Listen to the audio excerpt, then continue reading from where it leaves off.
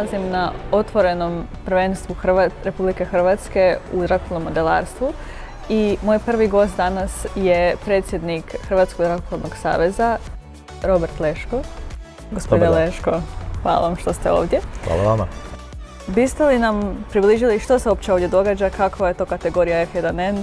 Kategorija F1N u modelarstvu je jedna od praktički, nije najstarija, ali spada među najstarije kategorije modelarstva, znači između nekih 40-ak, 50-ak službenih kategorija priznatih od strane Svjetske zrakoplovne federacije. Ova kategorija je pokrenula se prvenstveno, ajmo reći, kroz Ameriku, Japan, znači u onom dijelu svijeta.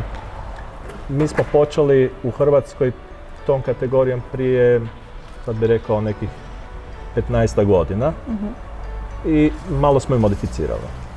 Uveli smo F1N 150, znači male modelčiće do 15 cm, prvenstveno da budu maksimalno prilagođeni djeci. Ovo je jedna od dvije kategorije gdje je u pravilima ugrađeno da natjecatelj mora biti i graditelj svog zrakoplova, znači modelčića.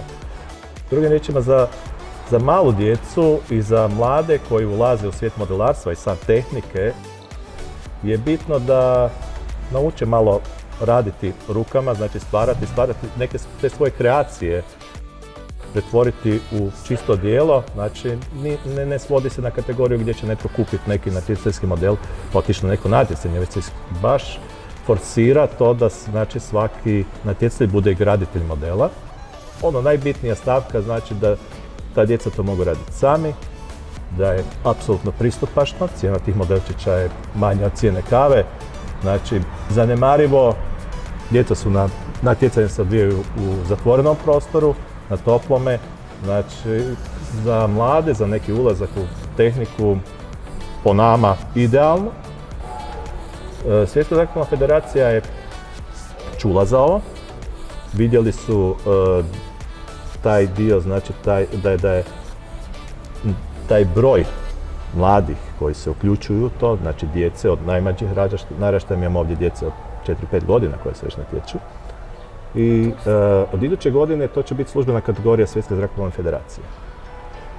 I znači na svjetskoj razini je to prepoznata kao idealna kategorija za ulazak u modelarstvo i kao idealna kategorija za mlađe naraštaje, znači nešto što nije komplicirano, nije prezahtjevno, a s druge strane otvara mogućnost da nešto radite sami, da kreirate svojim rukama i to je ono što nas veseli.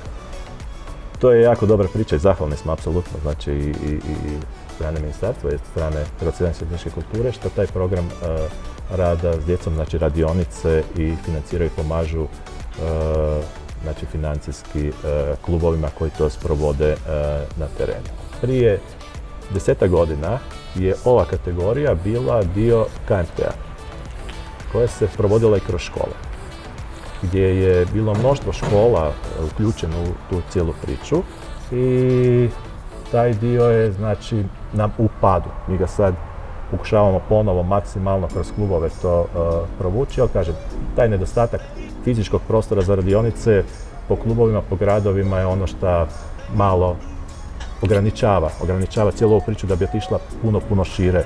Ove godine sa svjetskih prvenstava doneseno je 6 medalja sa svjetskih prvenstava u modelarstvu. Tamo do 2000-ih cijela ona bivša država nije uspjela osvojiti toliko medalja u 50 godina.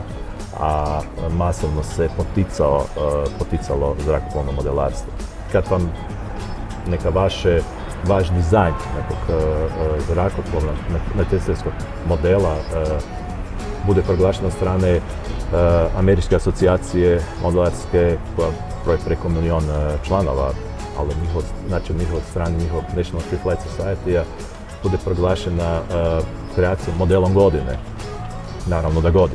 Naravno da je promocija s obzirom da kada recenziju toga radi osoba koja je doajen modelarstva u Americi, ujedno i čovjek koji je prošao sve njihove instrukcije od Boeinga NASA i nadalje i kaže ovo je nešto što je neviđeno u zadnjih 30-40 godina, taj tehnološki Nivo. skok, taj neki nivo i zbilja ljudi su čestitali s obzirom da dolazimo iz zemlje koja nije bila baš tako, ajmo reći, Istaknuta. istaknuta u prošlosti.